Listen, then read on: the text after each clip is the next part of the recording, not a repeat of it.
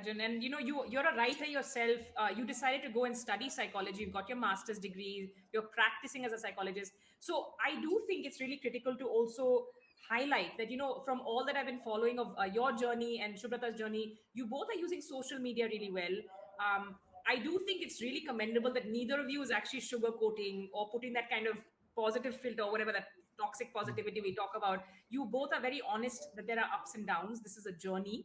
Arjun, let me ask you a little bit about what are some of the caveats, though, when you have people who are following you on social, and of course they think that they know you, but what are some of the caveats we should be aware of in terms of, insta psychology or pop psychology that comes across on social?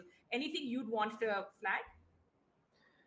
I think the most important thing is that the experiences that I share are my own, and a lot of different people will have very different experiences than mine.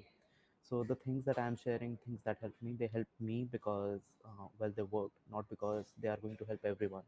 So I keep it a point to make sure that I add this caveat to all my content about what helped me. That this helped me, this might not work for you, this did not work for me, it might work for you.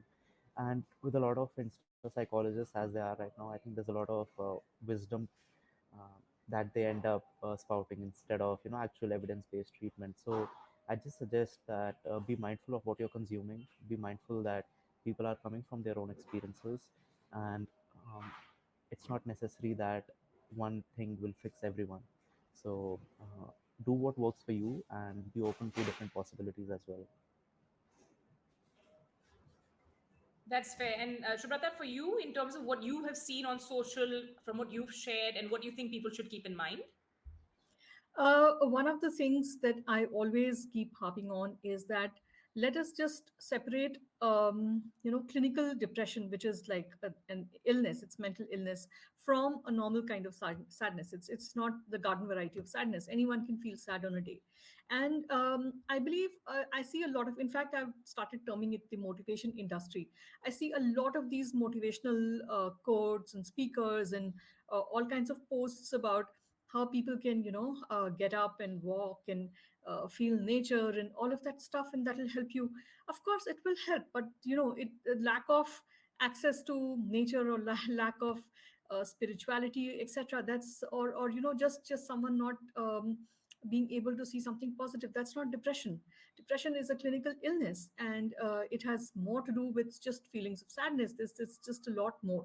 So that's something I always keep telling people, that let's be very clear about what is sadness, and what can get a person who's probably just feeling down on a particular day to get up and move, and how someone with depression, how they can manage their illness. These two completely different things. And the second thing, of course, that's something that Arjun also mentioned, that what worked for me may not work for anyone else. And we need to be very careful when dispensing advice, even during even if it's just peer support. And peer support and treatment, these again also have to be very clearly defined, and boundaries have to be made, so that people dishing out general advice, that's not actual therapy or counseling or even any kind of treatment. So these are two things I always keep mentioning in all my posts. And of course, the fact that depression is an illness. It has biopsychosocial origins, and you really cannot figure out exactly who will get it, why they will get it, what will be the trigger, and therefore we don't know what kind of treatment is actually going to work for whom, but we keep trying. And that is the key message. I think we keep trying, know that help is available. And of course we have spoken in the past about resources and privilege and access, but that's something both of you are very, very vocal about.